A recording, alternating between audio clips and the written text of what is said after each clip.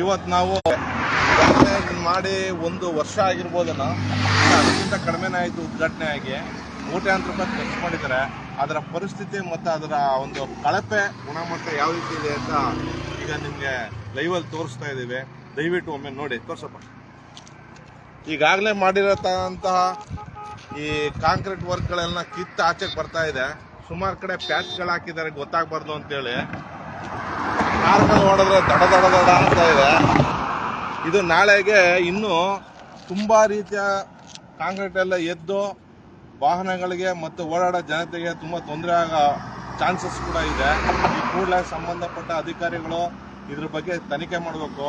DC ಅವರು ಈ ಗುತ್ತಿಗೆದಾರರನ್ನ ಕಂಪ್ಲೀಟ್ಗೆ ಸೇರಿಸಬೇಕು ಮತ್ತು ಇದಕ್ಕೆ ಸಂಬಂಧಪಟ್ಟವ್ರು ಈ ಕೂಡಲೇ ಇದಕ್ಕೆ ಸ್ಪಂದಿಸಬೇಕು.